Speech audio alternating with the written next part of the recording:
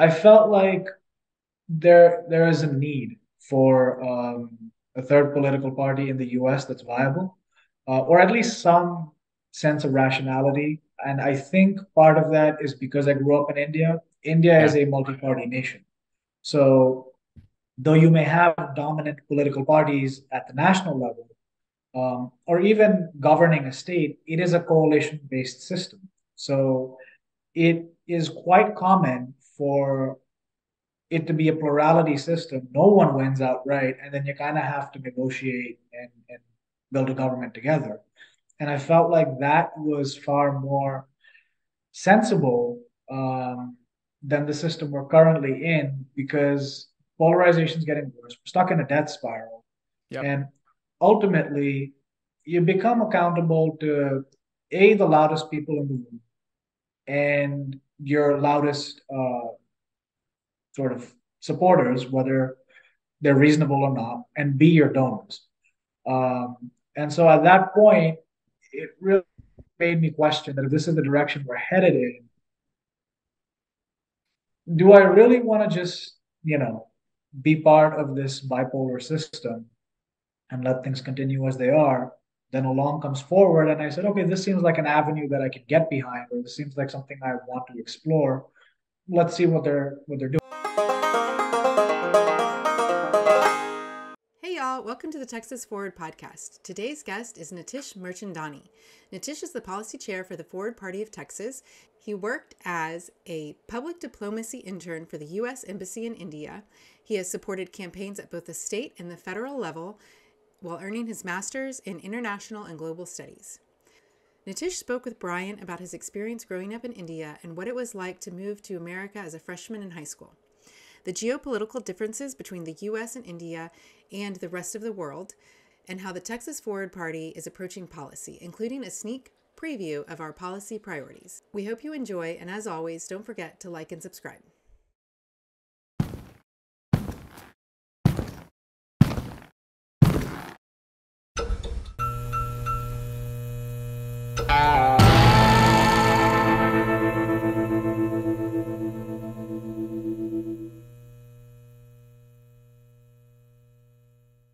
All right.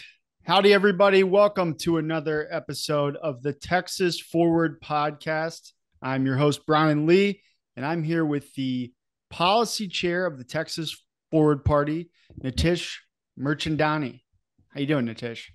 Good, glad to be here. Glad to have you. So we were actually in Dallas, maybe 2 weeks ago, and unfortunately schedules didn't align, so we're Yes. doing this over Zoom. Yep. Um, So where in Dallas, where in DFW are you located? I'm up in Collin County in a town called McKinney. It's out in the suburbs.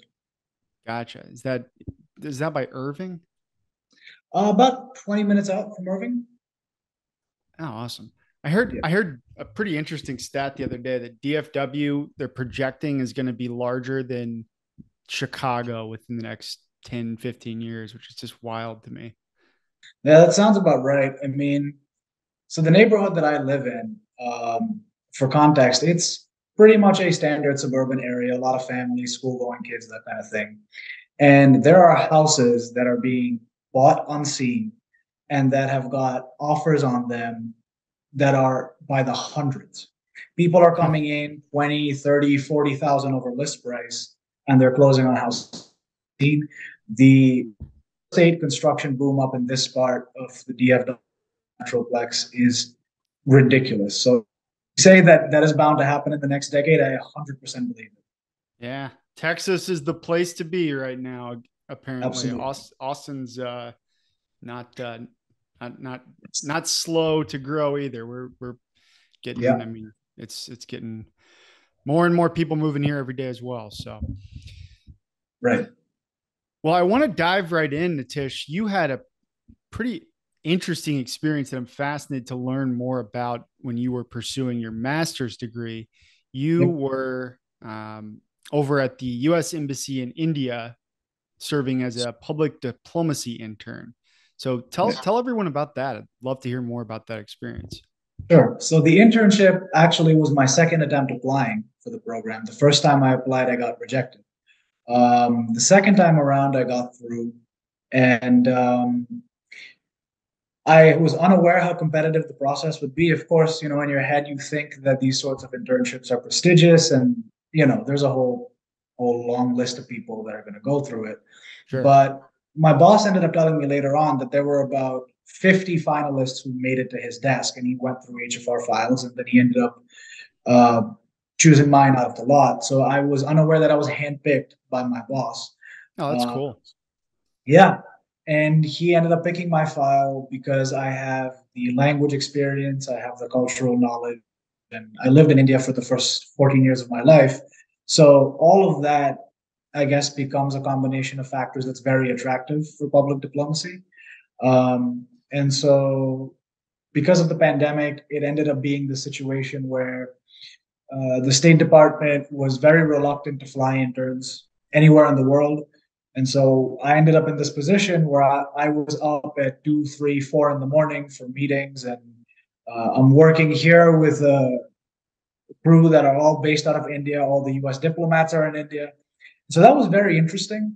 My sleep schedule went complete toss. I thought I could handle it between that and school, but it proved to be challenging in its own Oh, regard. yeah, I'm sure. So you were still taking classes during that time, or was that during the Yeah. school year? Yeah. Oh, gosh. Probably tough to have much else going on other than working in the Right. middle of the night and taking care of your So studies. I was in class. I was in class a couple of days a week, and then because we were approaching end of semester, I was doing research for my final papers, drafting those, polishing them, then kind of moonlighting as an intern on the side. Um, and fortunately, the semester closed out just as my internship began to pick up. Otherwise, it would have probably been a nightmare. Yeah, I'm sure. So what did that involve? Like, what were you working on in that in that role? Sure. So public diplomacy, every country on the earth engages in this diplomatically. Public diplomacy is the point of first contact between any nation's diplomatic mission and the host country. So let's say for India, US Embassy India, the PD team were the ones who would interact with civilians the most, with students, with people who wanted to learn about US culture and do exchange programs and that sort of thing.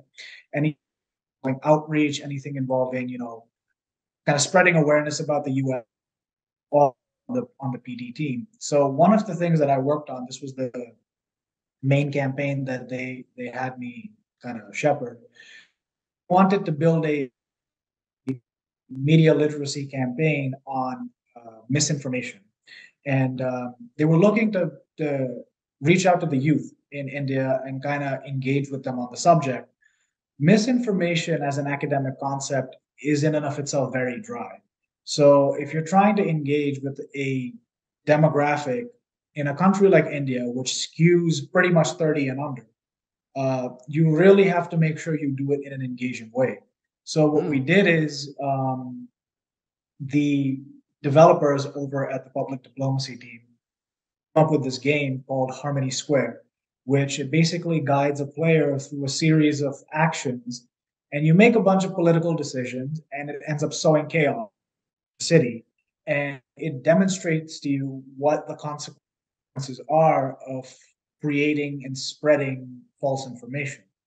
And that Wow. was our hook to kind of get people's attentions. And I was trying to leverage social media influencers and gamers and that sort of thing, bring them into the fold to help them promote the program and expand outreach. I did some, lobbying work in trying to prevail on my boss to say we should have the developers include more languages, English. A lot of people in India speak English, but it's as a second, third, or fourth language. So I felt Sure. like we would have benefited far more from regional languages. And that was primarily what I worked on. Yeah. So the idea was to design this game and launch it online. At first, we were considering maybe making an application out of it for cell phones. Um, and the thing about misinformation is that it often has a tenuous relationship with politics. And we see that here in the States as well. And it happens in all parts of the world, India being no exception. And I was very adamant from the jump that I wanted the campaign to be neutral, as in not focused on politics, but just kind of discussing those fundamentals about misinformation that could be applied to anything. Sure. And I got lucky. My boss was very supportive, and he agreed it should be neutral. Um, and so when the campaign was ready, and he pitched it to his supervisor, who heads the public diplomacy section, she was supportive of it, and we began to run sort of background checks on these influencers and gamers and the like that we wanted to promote the program. And lo and behold, the political section flagged the entire campaign and said, actually, we have issues with this. And as I said, it had to do with the timing of the elections because the state elections were happening in are A, the linchpin of any national government in India, and B, it's a bellwether for the national political mood. So they were concerned that it could look like we're attempting to step on the toes of the incumbent administration or trying to undermine Yeah. the Indian government, something like that. And so that became a whole thing towards the end of my time at the State Department. And I don't know what came of it ultimately because my internship period ended and I'm pretty sure my clearance expired. So Yeah. That's fascinating. I don't know what I expected your answer to be to that question, but that is definitely not what I expected. I mean, that sounds just so interesting. it was a lot of fun. It was a lot of fun. I got to work with a lot of great people. My boss was excellent. I'm still in touch with him from time to time. I'm still in touch Yeah. with some of the local folks. And I actually visited India last year, so I got to meet a couple of them in person. Yeah, that's great. Where did you visit last year? I was in Mumbai. That was where I was born and raised. So whenever I visit India, I usually touch down back. Got it. You still have family over there? One of Dad's sisters lives over there. She's a little far out from where we are, but the rest of my family is all stateside. I have friends who I'm very close with who are I consider family, so they're over there, a few of them. But in terms of biological family, everyone's pretty much here. Well, friends that you grew up with. I mean, those in some cases, if you're still close with them, it might as well be family. So Exactly. Blood is cool. thicker than water. That whole Sometimes it is truly. that fun fact. That's actually half. That's just half a quote. Most people get that quote wrong. What is the full Um, quote? the full quote is the blood of the covenant is thicker than water of the womb, which is your chosen family or your promised family is more often closer and more valuable than your biological. Yeah, I mean, when you think about it, that's the family you get to pick, right? Right. That's in theory. I mean, it makes sense that that's more meaningful if get to that level of the people that you're close friends with. Yeah, absolutely. So you grew up kind of both places. So you tell us a little bit about your childhood. So did you spend time in New Jersey? I know you went to Rutgers, but tell us about your childhood. Sure. So I was born in India. I was raised in India as well. And I lived there for about the first 14 years of my life. Um, and it was a strange sort of situation. My parents met in college, and then my mom came to the States. She ended up going through the whole naturalization process, courtesy of my grandparents sponsoring her. And she got her citizenship in 1990. And she went back to visit in 95. And I guess her and my dad decided to get married at that point. They had been friends for many years before that, and they knew they liked each other, so they decided to get married. And then she decided to stay in India. And in 1998, lo and behold, here I was. There's And so Nitish. I lived there. Yeah, so I lived there for about the first 14 years. I came to the States in 2012. Um, and that first year in America, I was actually in Massachusetts. Okay. And I was living with extended family. My parents and my sister were still in India. So Wow. yeah, for all intents and purposes, I was kind of on my own that first year, because my aunt and uncle, they ran a business, so they were, 9 to 5, 9 to 6 every day. My cousin, I had two of them. One was at NYU. He was a senior at Stern. The other was in the Teach for America program. So she was a teacher in Rhode Island. So I would basically be coming home to an empty house every day. I was in what was, for all intents and purposes, a foreign country, though I was a U.S. citizen since my childhood. Sure. Um, and having grown up in India, it was culture shock was a that's a mild way of putting it. It was a joke to the system. I can imagine. So had you been to the US, obviously at all? Had you been to the US at all before moving here? Yeah, I had. So my mom is the third of four siblings, and all of her siblings are here, and my grandparents are here in the States as well. So my parents tried as much as they could to make sure that we would visit in the summers. So I had that connection with my grandparents, Nice. especially. Yeah, so I had visited the US. I just wasn't too familiar with the culture. I had only ever seen it in this context of um, it's kind of like that late spring summer type of time of the year when people are kind of a little more relaxed and the environment's different. I didn't know what the day to day was like. I didn't know what school was like. My only frame of reference when it came to high schools in America was things like High School Musical and Drake and Josh and that kind of stuff. So I thought that's what school was like, and then I come here and I say, "Hang on a second, this is Nobody's way." singing. Nobody's singing Yeah, in the exactly. hallways here. Yeah, I'm like, what happened? Where are all the flash mobs? That's hilarious. So yeah. That's such a good point too, especially in the East Coast, I'm sure. I grew up in the Midwest, but in Ohio. But the spring, I mean, those first couple weeks of spring, everybody's in such a good mood. It's sunny out, you're outside, the weather's nice, people are happier. Yeah. It's That's interesting. So you probably just and when you're visiting a country, like it's you're seeing the highlights kind of, not so much the real place, so to speak. Yeah. So Yeah.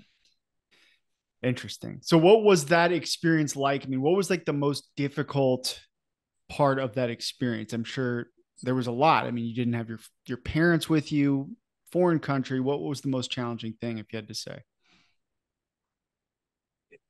Surviving, honestly, just the day to day. The first, I want to say, 4 to 5 years in the US, I was not sure if I was going to make it.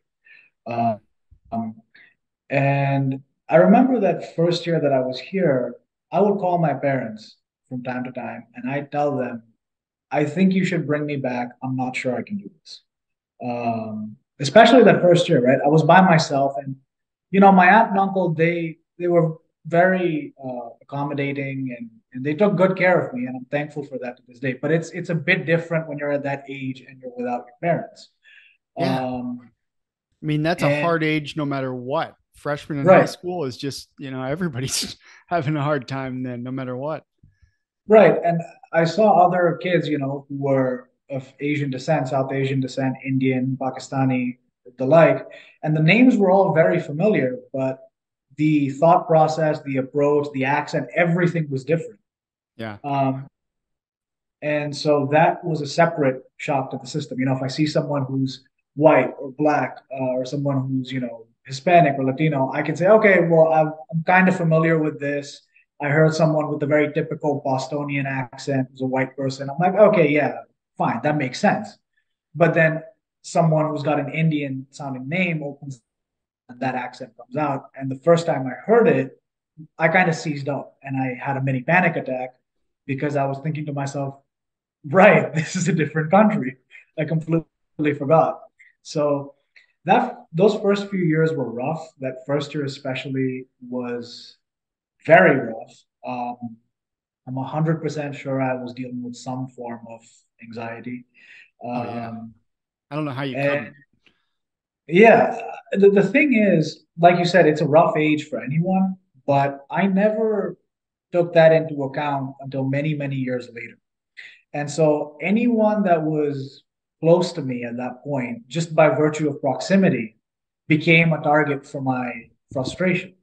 Sure. Um, Not physically, of course, but verbally, very sort of unpleasant and harsh towards people with the way I spoke to them. And as a result, I ended up isolating myself, which, in retrospect, if I had to give myself advice, it would be try and be a little nicer, and try and be a little more compassionate to yourself, but also to others. That's, you know, later when I think about it, I've adopted meditation in the last couple of years. It's one of those Very nice. realizations that I think it was the Buddha that said this, that when you attempt to injure someone else and you try and pick up a hot coal to do it, the first person you burn is yourself.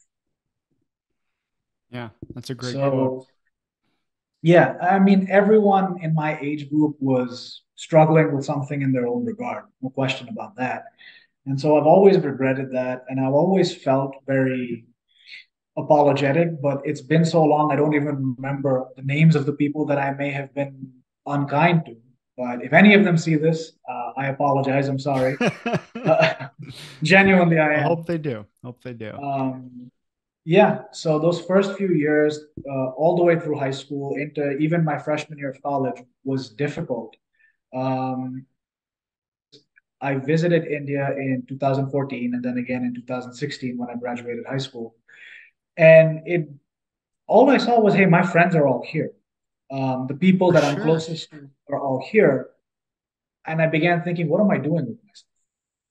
And my mom and sister came over in 2013. My dad stayed in India. He didn't even come to the States until much later. So we would see him once, maybe twice a year. He stayed back to take care of his parents because he wanted to do that for them. It's a pretty wild story. Yeah, yeah. So when did things start to turn the corner then? When did you feel like you belonged here and start to really get comfortable um living in the US? Um, I'd have to say probably 2017. That would have been my sophomore year of college, late 2017. Okay. Um, that's when I actually made friends. So I did have friends in high school, and I did. I'm still in touch actually with some of my high school friends, but my the rough going in high school was not for lack of social interaction. It was for other reasons outside Yep. that. In college, academically, I took a beating for the first couple of years. My heart wasn't in it. But my second year of college, I ended up making friends. I ended up finding a group that I actually got along with, became a little more independent. That's when I began to feel a little more comfortable, kind of like, okay, whatever happens, I can probably get through this. Yeah. Very nice. Yeah. So when you were in college then, so you majored in political science, you got your master's in international studies, was it? Yes. So when did you decide politics was going to be the route for you, and what kind of shaped your political views when you were growing up? Sure. Um, Politics was a complete accident. It wasn't meant to happen. In fact, when I was in high school, I always told my friends and my girlfriend at the time, I swore off of politics. I said I will never, ever venture into politics or anything government related.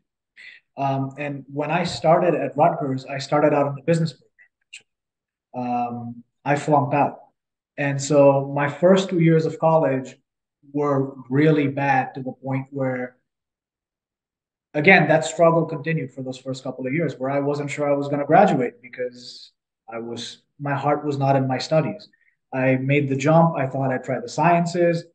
I really like science, but only certain parts of it as a as a hobby to read about it. But I don't know if it's something I dedicate my life to.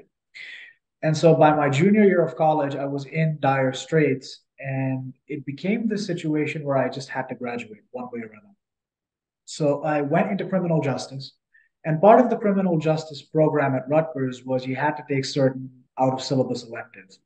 And that's where I got my first taste of political science because I took a class on American foreign policy, this one class called Law and Society, and this other one, I think, on East Asia and Global Affairs is what it was called, something like that.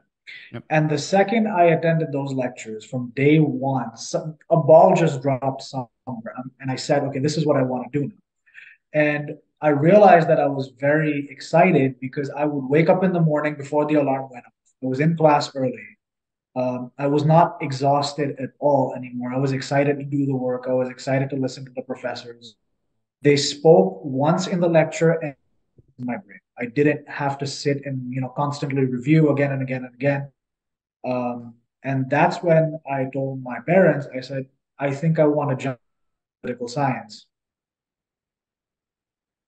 How'd they feel about that? So my mom was kind of got not dealing with my studies anymore by that point. She was exhausted. My dad basically said, "Do what you want, just finish in 4 years." Yeah. Uh, and so they supported it. So I minored in psychology, majored in political science, and once I got that initial taste for it, then I was able to maintain a GPA above 3.0 for the rest of my career. And I managed to finish on time with extra credits to spare, and I ended up taking Japanese classes to fill the space because why not? Why not throw a little Japanese in there? Yeah, why not? I took Mandarin in college for a couple of years. I did one semester of Mandarin. I enjoyed it. It Wow, was fun. were you doing both of those at the same time? Or separately? My last semester of college, I was doing both at the same time. It was a lot of fun. That was one piece of advice I wish I had when I started. If I knew how much fun I had with Japanese and Mandarin, I would have started earlier. I would have been fluent in both by now. Definitely. I probably can say like 4 phrases of Mandarin now. That Yeah, was totally something I wish I would have done yeah, earlier. That'd be really cool to be fluent. Very nice. So you had a few other kind of political internships when you were in college. You worked for a couple of campaigns. What were those? Tell us a little bit about those. sure. So 2020, COVID picked up, and I came down to Texas. Ended up getting into UNT, so I started my graduate studies at UNT. Um, I was looking for experience at that point. And so, in that search for some kind of experience, I began to look for anything political. And in 2020, Congressman Colin Allred's election campaign was looking for interns or fellows. I think it was a fellowship program. And so I applied, reached out to the campaign, and they brought me on board. And that was his first reelection bid, I believe. And that was my first exposure to political organizing, which was things like phone banking, entering data online, getting a feel for what the policy platform of a campaign looks like, and what does a candidate do? This kind of up close and personal look. And it was an experience. It was an exposure to a part of politics that everyone sees. We're so used to seeing, senators and members of Congress, the president out campaigning, but it was this first behind the scenes look Yeah. at this is what actually goes into a campaign. Um, and then 2021, I believe, over the summer going into the fall, I interned with a state House district race in Virginia, in the 91st Virginia House District, for uh, a delegate named Martha Mugler. And Hmm. that was one of the closest races projected in the state. Unfortunately, we ended up losing that one by just 50 votes. And it went into a recount, I believe, twice, definitely once. I'm not sure if there was a second recount, but it was a very close race. And that gave me some more exposure where I was, looking at data from donors and prepping information on them for the candidate to speak with them when she would call them and that sort of thing. So it was a little bit more exposure, and it was more learning. I understood what goes into the mechanics of campaigning and politics, and it's fun. But as you can tell, I am on the policy team here at Forward, not on the organizing team. So So the campaigning aspect maybe wasn't quite for you, is what you're saying? yeah, if I'm doing the campaigning myself, if I'm giving a speech, I'm sure I'd love that. because who doesn't like standing on stage Well, some having people don't. I certainly would, but true, fair, fair. Now, I think it would be fun to stand on a stage and have a bunch of people, holding up banners with my name. That sounds fun. But maybe someday. the and maybe who knows? But the making phone calls and getting cursed out by people, that part not as pleasant. Oh yeah, I don't think many people would enjoy that aspect of it. Yeah, yeah. That's a grind doing It that kind of is, work. and it's why I feel like organizers are extremely underrated, underpaid, because they tolerate a lot more abuse than they get paid for. Yeah, no kidding. Yeah. I'm curious if the two candidates or Congress no, was the second race, was that an active congressman, congresswoman? No, so she was a state delegate in Virginia. Okay, so she was a state Yeah. delegate. Did Yeah. your did you select those internships based on the candidate's political views at that time, or were you just looking for an opportunity wherever you could find one for experience? No, so those were both just looking for experience. Political views had very little to do with it. I did some vetting on the All Red campaign before I got involved. I said, is this an incumbent? I didn't even know when I applied whether he was an incumbent or not. And I wanted to make sure his views were not so far out that I was going to have to defend something I found unconscionable. Sure. Yeah, just kind of basically making sure they weren't, an extremist of some kind. Right, right, right. Yeah, that makes sense. So now you are the policy chair for the Forward Party of Texas. That's right. So how do you get involved with Forward Party? When did you discover Forward Party? How did you get involved in this movement here? Sure. So started in 2019 when Yang was running for president, and I followed that campaign because I saw both the front runners. I knew of President Biden. I knew about Senator Sanders, and for some reason, neither of them really spoke to me. So I said, "All right, well, what are my alternatives?" And I found Yang by accident, but I liked what he said, and so you know, everything settles after the campaign. He launches the book Forward, in which he discusses the need for a third political party, and it was fairly obvious that he was going to launch one. Um, I felt like there is a need for a third political party in the U.S. that's viable, or at least some sense of rationality. And I think part of that is because I grew up in India. India Yeah. is a multi-party nation. So though you may have dominant political parties at the national level, or even governing a state, it is a coalition based system. So it is quite common for it to be a plurality system. No one wins outright, and then you kind of have to negotiate and build a government together. And I felt like that was far more sensible than the system we're currently in because polarization is getting worse. We're stuck in a death spiral. Yep. And ultimately, you become accountable to the loudest people in the room and your loudest sort of supporters, whether they're reasonable or not, and B, your donors. And so at that point, it really made me question that if this is the direction we're headed in, do I really want to just, be part of this bipolar system and let things continue as they are? Then along comes Forward, and I said, okay, this seems like an avenue that I could get behind, or this seems like something I want to explore. Let's see what they're doing. Very nice. Very nice. Well, that's interesting. And I'm glad you brought that up, comparing kind of the US to the system in India. I wanted to ask you about that actually earlier when you were talking about your internship over there. Um, I'm curious, you had mentioned there was, you were working on misinformation. It was a little bit of a contentious, as any election is, time at the time you were interning. So how does the political division here stack up to India? Is it as contentious over there or less so? Uh, it's very different in the U.S. versus India, or really any other country in the world.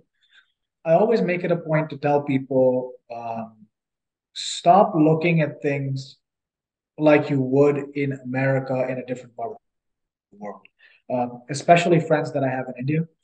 Uh, because the thing is, America is still a dominant cultural force on the planet. Mhm. Whether people agree with it or not, fact of the matter remains the American way of thinking, the American dream as a concept is still ubiquitous. Um, but the challenges facing America are very distinct because most of the world is made up of nations that are ethnically homogenous. Yeah. If you go to Japan, everyone is Japanese, pretty much. If you go to India, there may be religious differences and linguistic, ethnic differences, but if you run a DNA test, it's going to say this person is from the subcontinent. There's no questioning. Hmm. If you go to, you know, um, Saudi Arabia and you run a DNA test, everyone is going to be Arab. So, and in Africa, different tribes in different countries. If you go to Rwanda, you might find folks from different tribes, but kind of pinpoint the general region in Africa that they may be from. America, on the flip side, if you take a cross section of society at any given point in time, you're that. And America is a heterogeneous society, and uh, that is what was intended, I think, for it to Yeah. be a heterogeneous nation. And so it comes with separate challenges. In India, one of the issues that has plagued India, not just for the last 7 decades, but it's more like the last 1,000 years, been religious issues and the legacy of different kinds of colonialism. Hmm. India has been invaded time after time after time. The Europeans were the last 500-600 years. Before them, folks from the Middle East and Central Asia invaded. And so there's a long, very distinct history that is there. And so the issues that animate the country are very different from what is here in the US. Something like um, Roe v. Wade, for instance, access to abortion, is a big thing in the US. It's not even a question in India. Like, it's just a thing that is there and it's assumed to be up to each individual to decide what they want to do. Huh. Something like, 2A, the Second Amendment, gun control in the US, not a conversation in India. Something like tax breaks here. The Trump tax cuts were eclipsing tax cuts. They expired after 5 years, and Trump was supposed to win re-election, reauthorize them, and govern for another 5 years as the guy who cut taxes on the middle class, let them expire under the next president, who would have likely been a Democrat, and screw them right before the midterms, thereby costing them the Congress. And that's an old political strategy that they've used for a while. In India, they just expanded the tax cuts on the middle class in this past financial year in the new budget. So there's a very distinct difference in priorities and social issues and cultural issues. The other thing about India is that there's a lot of growth. America is slowing in its economic growth a bit. Yeah. India is just beginning to hit its stride. Oh, They yeah. raised capital expenditure, which is expense on hard infrastructure, by I think something like 30% between last year and this year. Whereas President Biden had to negotiate a infrastructure deal that was over a decade in the making, something like Yeah. Yeah. that. I mean, we've been talking about that for what, the last three presidents Right. Every without week is getting it done. infrastructure week. Yeah. I mean, certainly with the Trump administration. Yeah. Oh, that's fascinating. I'm just so fascinated by the economics and the politics of India just in general, with exactly like you said, where it's at in its, growth. Do Yep. you think it has an opportunity to eclipse China as the number two economy?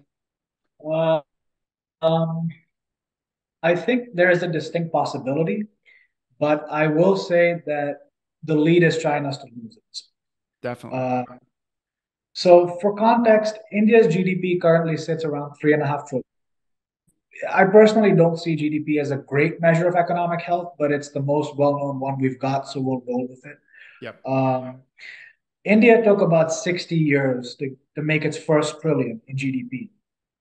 And it took about, I think, 8 or 10 years to make the second trillion. And then it took 5 years to make the third. So you see that window is narrowing and growth is accelerating. Um, China, on the other hand, seems to have kind of shot itself in the foot the last couple of years. They seem to be, Um, yeah. One with the PR thing. On the diplomatic front, the whole wolf warrior approach was just poorly conceived, I think. COVID didn't help. The fact that they've remained cagey with the zero COVID policies is hurting them. And now they are possibly going to open up this front with Taiwan. It's going to cost them if they do that, I think. At which point the door is open for India to take over if they can make the right decisions. But a lot of that will come down to how the country is run. Yeah.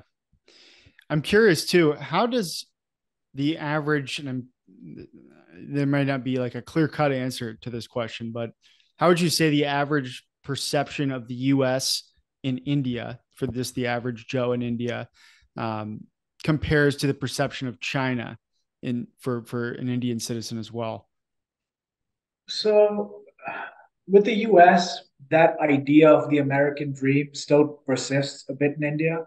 Mhm. I know the quality of education here is held in very high regard still. India's education system, there have been attempts to reform it recently, but for a bulk of its existence since 1947, the education system has been described as like a pressure cooker. It puts a lot of pressure on students. There's a lot of rote memorization. I went through it. My friends went through it. Um, Whereas in the U.S., at least there's an emphasis on trying to get you to think about certain things. I remember when I was in high school and I was told to write a history paper on the Industrial Revolution, and I was asked to expand on certain quotes and analyze them. I didn't know what that meant because I had Hmm. never done it. And so in India, when you want to think about something or you want to force students into this idea of, okay, now push the boundaries a bit, that usually doesn't come until college or even grad school. Um, Wow, that's interesting. and so the education stateside is held in higher regard in that respect. The idea of owning a slightly bigger house is held in higher regard because the population density is lower. The ability to make more money with your skills, because India has among the highest number of STEM grads in the world, is again favorable in the US because of the ability to monetize that skill set. Individually, they also see Americans as very warm and friendly and kind of carefree, Yeah. happy go lucky people, as it were. Ask about the collective society as a group. And that's where the attitude changes. And it usually goes to, as a collective nation, yeah, they're batshit crazy. Um, That's yeah, probably about right for, I mean, the average perception of an American in general, right? Is, yeah, it is. you One meet of the, someone on the street, they're pretty cool, but you right, think about the country, it's right. oof. One thing I know that, and even when I was visiting this time, I had folks ask me, do you really want to be there? Things like school shootings are not really a thing over there. I mean, India's it shares a border with Pakistan. Pakistan has its own problems. Um, I'm not going to make any comment officially as the forward party policy chair in Texas because I don't want to Sure. cause problems. But in Pakistan, I think back in 2014, there was a school shooting that happened. It was 14 or 12, something like that. And it was perpetrated by a terrorist group, I believe. And there were children who died. And immediately, the Pakistani government, the military, and terrorist organizations throughout the region condemned the attack and they said that went way too far. So that's kind of the contrast. Terrorist groups condemn the attack. Yeah. Even in Wow. India, people still talk about that shooting in Pakistan and they say, this is the difference. These guys, and then in the States, this is a daily occurrence or a weekly occurrence for you guys. Right. What the hell is going on over Yeah, who knows? That is a great question. there? So And I think you brought up such an important point with the amount of diversity that we have in the US. I mean, that's unprecedented, first of all. I don't think right. there's any other country in the world like this.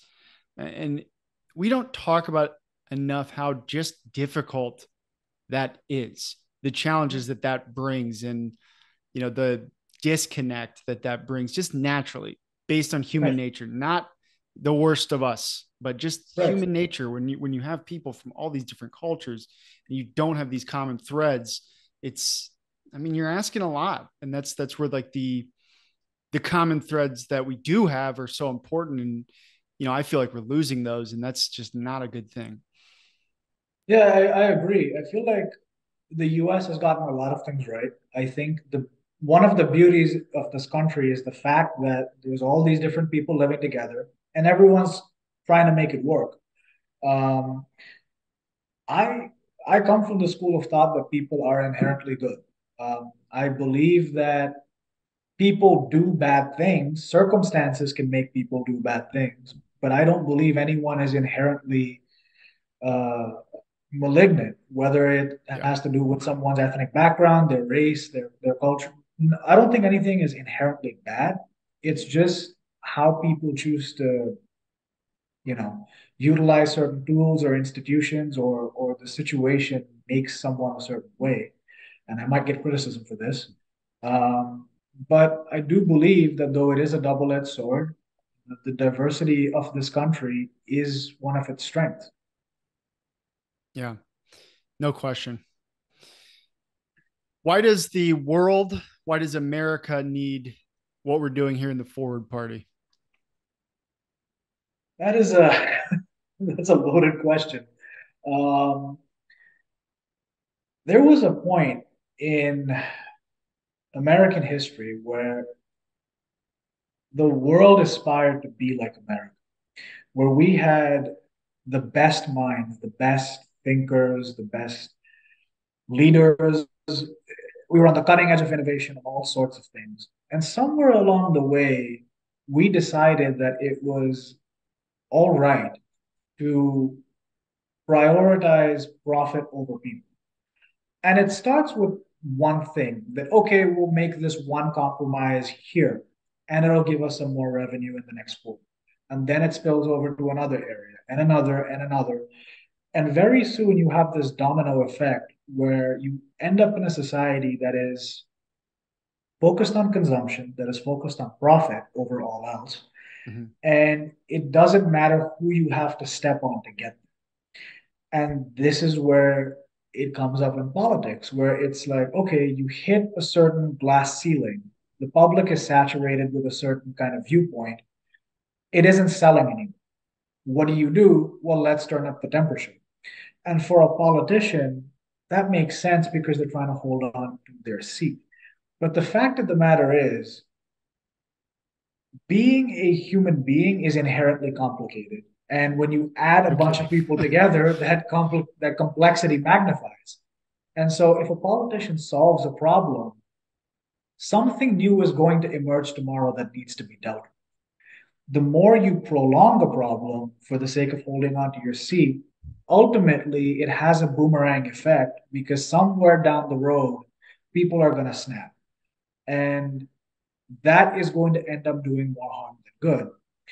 And so you're better off just dealing with it and waiting for something new to emerge because when you innovate and open up new frontiers, invariably there are challenges. And if you know what you're doing, you should be able to win an election. Yeah. Yeah. And that to me is just one of the core root causes of this whole situation, or root problems, is just the fact that our politicians don't want to solve problems. Not only do they not want to solve problems, they want to extend the problems because this is their main, ammunition. This is the gasoline on the fire Right. to campaign on. Right. It's just a terrible thing. And I mean, you said it extremely well. And I mean, you're extending the problems, and then new problems are going to inevitably arise and pile on top of those problems that you're not solving. And here we are.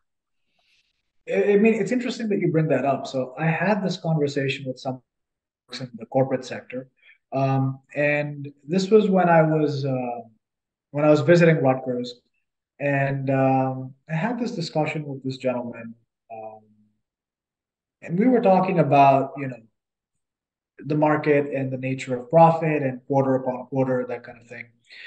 And I said, you're far better off not prioritizing your short-term profits. Don't think about the next 3 months. Think about the next 3 decades.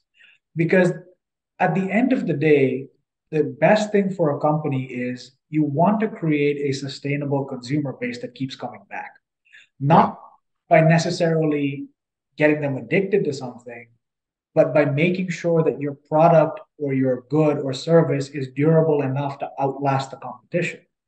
And there's this industrialist in India, and he owns a company, or he was the former CEO of a company named the Tata Group. You Oh might have yeah. heard of him. I Yeah. I'm a recruiter. I'm constantly seeing that name popping up. Yes, exactly. And so there are other folks who have overtaken him as wealthier individuals. Someone interviewed him once and they asked him, you could have made this much more money. Why didn't you? And he said, because those other folks are businessmen, I'm an industrialist. I'm concerned with building an industry. They're concerned with building a business. Hmm. Yeah. And my father always says this. I don't know where he got it from, so credit to whoever said it, but he says, money talks, wealth whispers. Yeah. I've always been the kind of person that prioritizes the slow burning, sustainable, long term thing over the next quarter's profits because that sort of short term myopic thinking ultimately gets you nowhere in the grand scheme of things. Yeah. I mean, it's the in a sense, I don't want to say this, but it kind of is these days. It's kind of the American way, so to speak, the short term Yes. thinking these days. Right. It's the credit card. It's kick the can down the road. Right. And ultimately you have to pay those debts figuratively, literally, and it's going to be a lot worse when you deal with it when it eventually comes to a breaking point. Yeah. I mean, it's like if someone goes on a crash diet and then you get off the diet and you gain all the weight back in 2 months. It Yeah. was bound to happen. So, yeah. 100%. Yeah, that's a lesson that I have learned, I think, recently, and have really tried to implement more in my life, is to be more of a long-term thinker. Certainly have Yes. not always been that way, but I'm confident, if that's something that is a kind of a foundation for you, that'll serve you well in the long run. I hope so. I do too. So we want to wrap up on this. So you are, policy chair for the Forward Party. Yep. I know you probably can't talk a whole lot about specifics here, but what can you share about what we can expect with, Forward Party policy here in Texas, as far as the Texas Forward Party and the Forward Party nationally, and kind of what we've got cooking? So I see this a lot, especially on Instagram and Twitter. People are kind of asking the party, what do you guys stand for? I want to tell folks that the Forward Party is trying to make sure that the states and the local communities are the ones that are setting the agenda. And so the National Party has certain things, like, for example, believing in democracy. It sounds kind of fundamental and like a no brainer, believing in a fair election. But I think recent years have indicated that we need folks who will safeguard elections. Now, if you're a Democrat, you're going to point fingers at the Republicans and say, January 6th and Trump. And if you're a Republican, you're going to say, Biden stole the election. Yeah. My argument to someone who, regardless of their viewpoint, is, well, guess what? That means at the end of the day, whichever way you look at it, you want someone that will uphold fair and free elections. So that's like a national priority, for instance. And then the states are the ones that are responsible for interacting with the communities and figuring out what the legislative priorities are. And so that means surveying folks, that means actually having discussions with people, digging into data that is collected by our surveys, by universities, by think tanks, and figuring out what it is people want us to prioritize. So earlier this year, the Forward Party of Texas convened a working group on policy, and we looked at data and we surveyed our supporters, and we also considered other data collection, for example, from the University of Houston. Mm-hmm. And we came to the conclusion that there were certain things that Texans prioritized. So education was one. This is in no particular order, by the way. So education is one.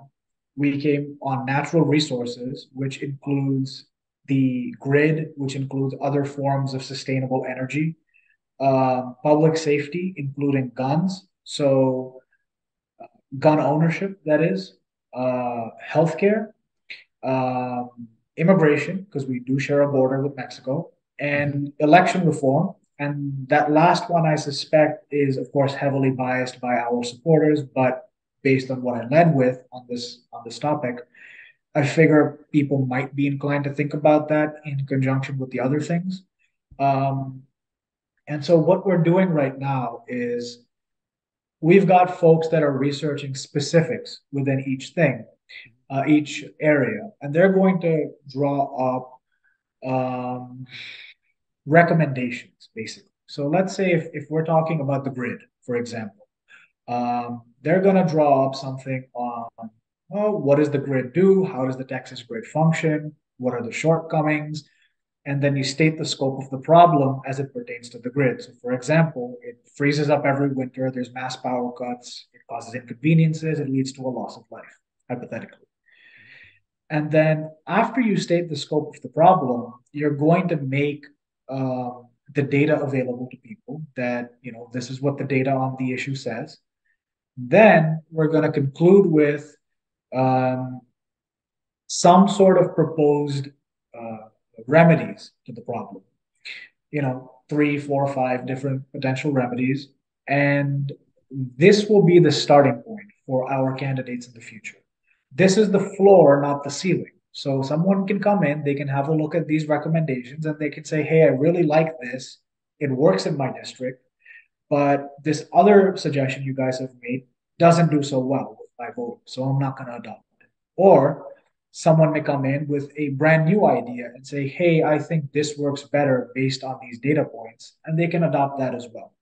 The idea is to give candidates a starting point upon which to build their campaign.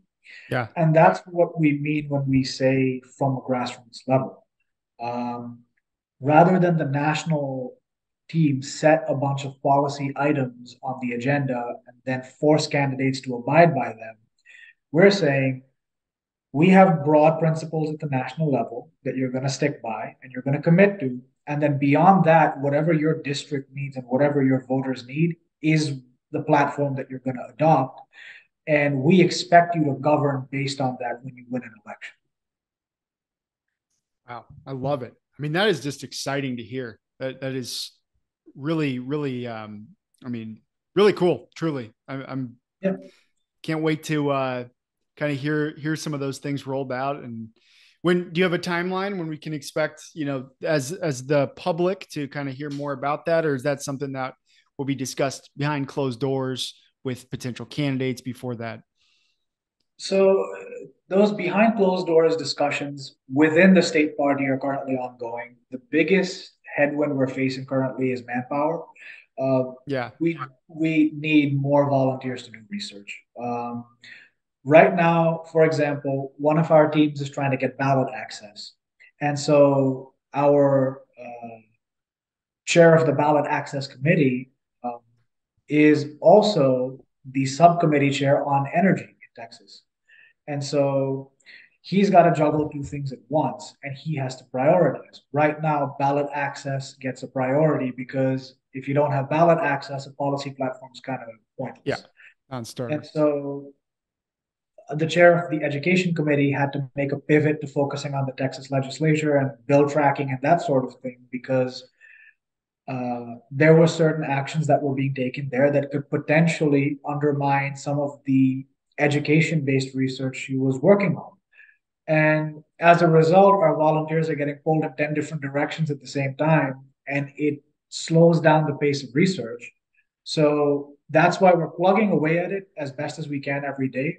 But I am putting out an official request. Please, if you're interested, volunteer. Anything. If you can spare a couple hours a week to research, that is more than enough. If we get enough people together, we could definitely have a very robust platform ready to go by next year.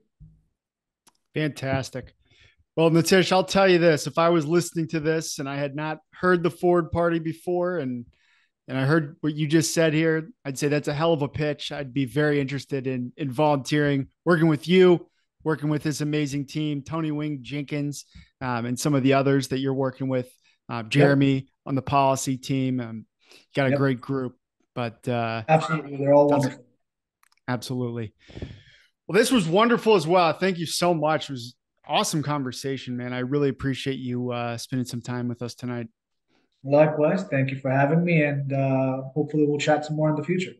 Definitely. Like Nitish said, we need volunteers. We need more of them. We need as many as we can get, as much as you can do. That doesn't mean a full-time commitment. That means an hour here or there, whatever you can spare. If you're dedicated to this movement, think this is something that the country needs, something that Texas needs, send us a message. Thanks again.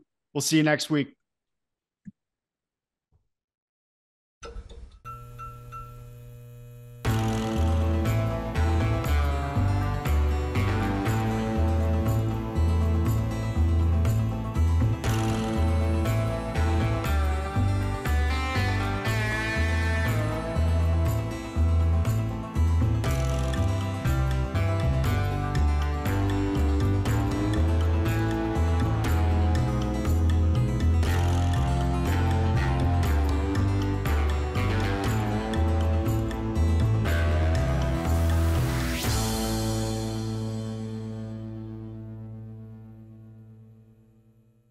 Bye bye. Awesome, man. That was great.